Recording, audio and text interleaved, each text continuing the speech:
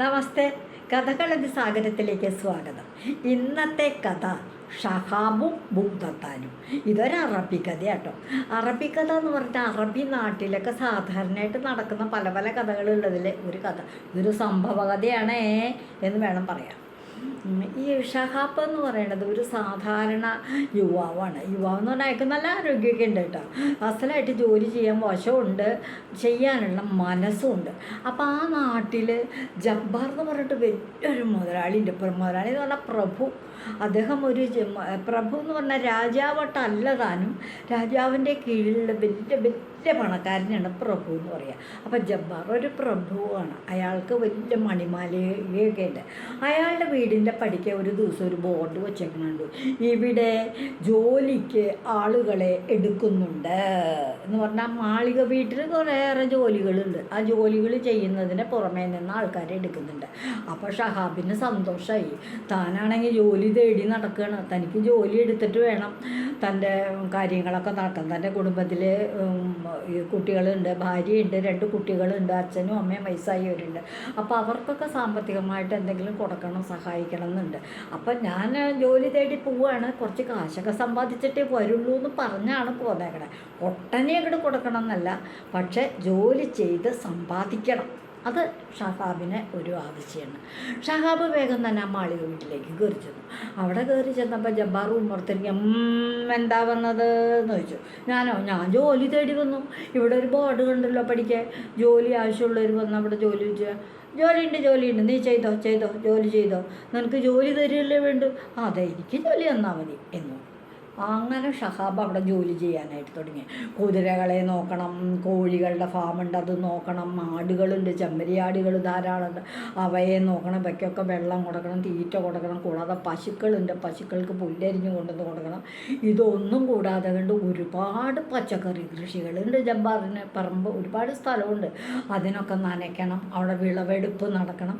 ഷഹാബിന് സന്തോഷമായി. കാരണം എന്തെന്നാ, ഒരു സമയം തനിക്ക് വെറുതെ ഇരിക്കണ്ട. ഒന്നല്ലെങ്കിൽ ഇങ്ങനെ ജോലികൾ ധാരാളമുണ്ട്. അദ്ദേഹം ധാരാളമായിട്ട് ജോലി ചെയ്യും. സമയാസമയങ്ങളിൽ ഒരു വേലക്കാരി വന്നിട്ട് വിളിക്കും, ഷഹാബേ ഭക്ഷണം കഴിക്കാൻ വന്നോളൂ എന്ന് പറയും. അത് കേട്ടാൽ അയാളപ്പോൾ അവിടെ പണി അവിടെ നിർത്തി വെച്ച് അടുക്കള ഭാഗത്തേക്ക് ചെല്ലും. വയറ് നിറയെ ഭക്ഷണം കൊടുക്കും. നോണയൊന്നും പറഞ്ഞാൽ പറ്റില്ല, നല്ല ഭക്ഷണം വയറ് നിറച്ച് കൊടുക്കും.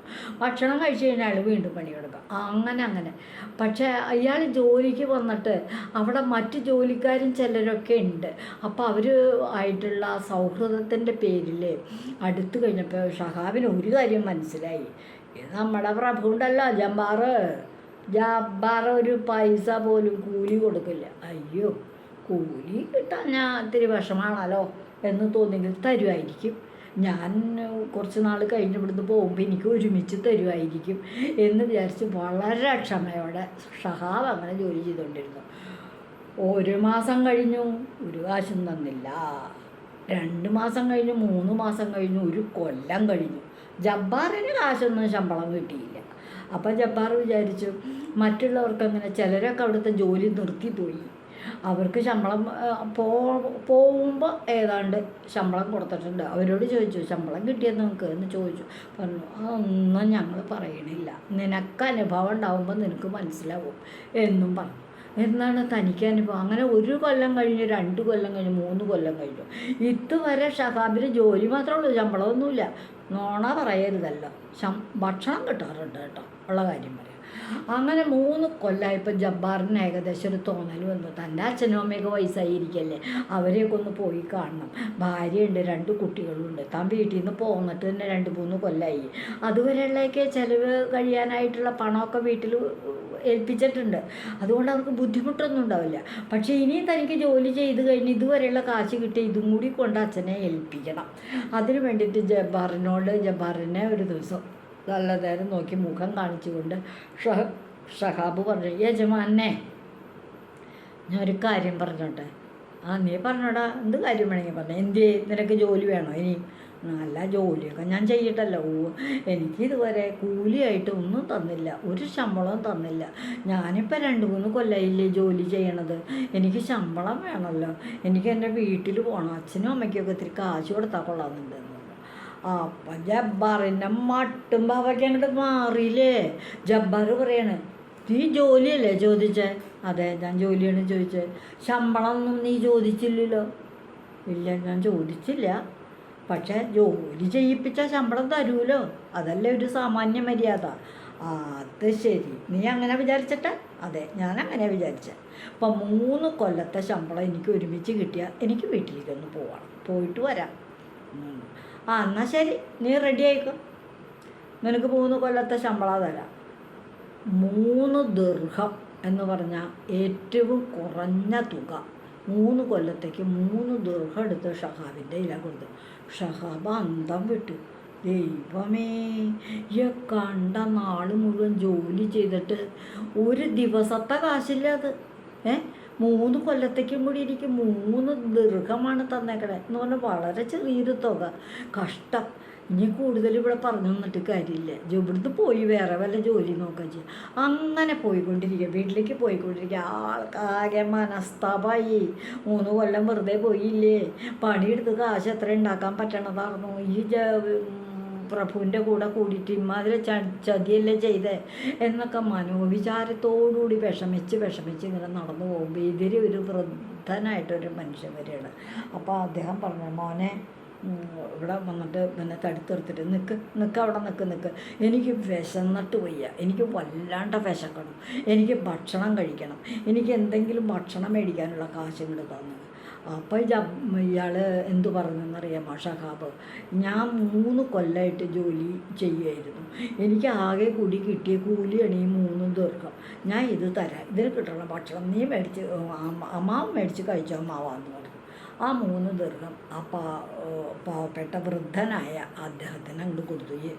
അദ്ദേഹം വളരെ ചടച്ച് പടച്ചിരിക്കുന്ന ആളാണ്. അദ്ദേഹം വേഗം ആ ദിർഹം കൊണ്ടുപോയിട്ട് അടുത്തുള്ള കടയിൽ കൊടുത്ത് ഭക്ഷണം മേടിച്ച് സുഖമായിട്ട് ഭക്ഷണം കഴിച്ചു. നല്ല സന്തോഷമായി. എന്നിട്ട് ഷഹാബിനോട് ചോദിച്ചു, എന്താ നിൻ്റെ മുഖത്താകെ ഒരു വിഷാദം, എന്ത് പറ്റി എന്ന് പറഞ്ഞപ്പോൾ, ഒന്നും പറയണ്ട എൻ്റെ അമ്മാവ, ഞാനിങ്ങനെ പ്രഭുവായ ജബ്ബാറിൻ്റെ വീട്ടിൽ പണിക്ക് നിൽക്കുമായിരുന്നു. 3 കൊല്ലം എനിക്ക് ആകെ തന്ന കൂലി 3 ദിർഹം. ഞാൻ ഇതും കൊണ്ട് എൻ്റെ അച്ഛൻ്റെ അമ്മയടുത്തേക്ക് എങ്ങനെയാണ് ചെല്ലണം? എൻ്റെ 3 കൊല്ലം പോയി ജീവിതത്തിൽ നിന്ന്, പണിയെടുത്തത് വെച്ചാൽ ഒരു വക കാശുമില്ല പോന്നു. ആഹാ, അങ്ങനെയാണോ എന്ന് പറഞ്ഞ് പെട്ടെന്ന് ഈ വൃദ്ധൻ്റെ മട്ടും ഭാവമൊക്കെ മാറിയിട്ട് അദ്ദേഹം ഒരു ഭൂതായി അങ്ങോട്ട് മാറിയെങ്കില. ഭൂതമായി വലിയ ആകാശം മുട്ടി അങ്ങോട്ട് വളർന്നു. വലിയ മുട്ടത്തലയും ദംഷ്ടവും കാര്യങ്ങളൊക്കെ ആയിട്ട്, നീ വാൻ്റെ കൂടെ ഞാൻ മേടിച്ച് തരാൻ കാശെന്ന് പറഞ്ഞു. അദ്ദേഹം ഭൂതത്തൻ ആദ്യം പോയി ജബ്ബാറിൻ്റെ മാളികയിൽ ചെന്നു. എന്താ വന്നേ ജബ്ബാർ ചോദിച്ചു. എനിക്ക് ഇത്തിരി പണിയെടുക്കണമായിരുന്നു. പണിയെടുക്കാം, അതിന് വിരോധമൊന്നുമില്ല, എത്ര വേണമെങ്കിൽ നീ പണിയെടുത്തു എന്നും പറഞ്ഞ് അവിടെ കൊടുത്തു. അവിടെ ചെന്നിട്ട് ഈ ഭൂതം എന്ത് ചെയ്തു എന്ന്, ജബ്ബാറിൻ്റെ വീട്ടിൽ ചെന്ന വഴിക്ക് ഞാൻ എന്ത് ജോലി വേണമെങ്കിൽ ചെയ്തോളാനല്ലേ പറഞ്ഞത്, ഇഷ്ടം പോലെ. ചെന്ന വഴിക്ക് എന്ത് ചെയ്തു എന്നറിയാമോ? കുതിരകളെയൊക്കെ കെട്ടിയിട്ടേക്കണം, ലായം അങ്ങനെയാണ് പറയുക. ആ ലായം അങ്ങോട്ട് അഴിച്ചു വിട്ടു. വാതിലങ്ങോട്ട് തുറന്നു, കുതിരകളെ മുഴുവൻ ഓടിച്ച് കാട്ടിലേക്ക് ഓടിച്ചാൽ വിട്ടു. പ്രഭു ഓടി വന്നില്ലേ, എന്താ താൻ ഈ കാണിക്കണേ? ഭൂതത്തിനോട് ചോദിച്ചു, താൻ എന്താണോ ഈ കാണിക്കണേ? കുതിരകളൊക്കെ കാട്ടിലേക്ക് ഓടിപ്പോയില്ലേ, ഇനിയിപ്പോൾ എൻ്റെ കുതിരകളെ കാര്യം പിടിച്ചോണ്ട് വരും. എന്നോട് ജോലി ചെയ്യാനല്ലേ പറഞ്ഞങ്ങനെ? ഞാൻ ചെയ്തു ജോലി, എനിക്കിഷ്ടമുള്ള ജോലിയല്ലേ ഞാൻ ചെയ്യണേ. അതാ കഴിഞ്ഞ് വേറെ എവിടെ ചെന്നു പശുവിൻ്റെ തൊഴുത്തൊക്കെ അങ്ങോട്ട് തുറന്നു വിട്ടു. പശുക്കൾ ഓടിപ്പോയി. പിന്നാലെ കോഴിക്കൂട തുറന്നു വിട്ടു. കോഴികൾ മുഴുവൻ ഓടിപ്പോയി. അയ്യോ, രോമൊക്കെ വെട്ടിയെടുക്കാറായിട്ടുള്ള ചെമ്മരിയാടുകൾ നിൽക്കണ്ടായിരുന്നു. അവയുടെ ആ പടിവാതിൽ അങ്ങോട്ട് തുറന്നിട്ടു. ഒരു വലിയ മൈതാനത്ത് ചുറ്റും വേലി കെട്ടിയിട്ട് അതിനകത്തായിരുന്നു ചെമ്മരിയാടുകൾ. ആ വാതില തുറന്നിട്ടൊരു കെട്ടിയൊക്കെ ഓടിപ്പോയി. അപ്പം എല്ലാം പോയി. അത് കഴിഞ്ഞപ്പം ഇത് പറഞ്ഞു, പ്രഭു വേഗം വന്നിട്ട് പറഞ്ഞു, നിർത്ത്, നിൻ്റെ പണി നിർത്ത്. നിൻ്റെ പണി എങ്ങനെ നിർത്തണം? എനിക്ക് കൂലി കിട്ടിയിട്ടില്ല. കൂലി കിട്ടണ്ട, എന്തു വേണമെങ്കിൽ തരാം, നീ പണി നിർത്ത്, നിൻ്റെ കൂലി ഒക്കെ തരാമെന്ന് പറഞ്ഞു. അത് ശരിയാ, എൻ്റെ കൂലി തന്നാൽ പോരാ. അപ്പോൾ പിന്നെ ഞാരുടെ കൂലി തന്നെ ഷഹാബ് എന്ന് പറഞ്ഞിട്ടൊരു യുവാവ് ഇതേ പഠിക്കാൻ കിട്ട, ഞാൻ വിളിച്ചിട്ടപ്പോൾ ആ യുവാവ് 3 കൊല്ലം ഇവിടെ പണിയെടുത്തിട്ട് എന്താ മുതലാളി കൊടുത്തേ കൂലി? അവന് ഞാൻ 3 ദുർഹം കൊടുത്തു. ആഹാ, 3 ദുർഹം. എന്നാൽ പോട്ടെ, ഈ പച്ചക്കറികൾ നട്ടേക്കണ സ്ഥലത്തേക്ക് അങ്ങോട്ട് ചെന്ന് കഴിഞ്ഞിട്ട് എന്നാൽ ഞാൻ ഇതിൻ്റെ കടയും കൂടെ വെട്ടാം. 3 ദീർഘല്ലേ കൊടുത്ത. അയ്യോ വെട്ടല്ലേ, വിളവെടുക്കാറായി നിൽക്കണ പച്ചക്കറികളാ, അതൊന്നും വെട്ടിക്കളയല്ലേ, നിനക്ക് എന്ത് കൂലി വേണമെങ്കിൽ തരാം, എന്തായാലും വേണ്ടില്ല, നീ ഇനി ഒരു പണി എടുക്കാതിരുന്നാൽ മതി. എന്നാൽ ആദ്യം തന്നെ ഷഹാബിൻ്റെ കൂലിയെ കൊടുക്കും 3 കൊല്ലത്തെ, എന്നിട്ട് ഞാൻ എൻ്റെ പണി നിർത്താം എന്ന് പറഞ്ഞു. ജബ്ബാറിന് പ്രഭുവിന് ഒരു വഴിയില്ല, ഒരു രക്ഷയില്ലാണ്ടായി വന്നപ്പോൾ മാന്യമായ വിധത്തിൽ ഷഹാബിന് കൂലി അങ്ങോട്ട് കൊടുത്തു.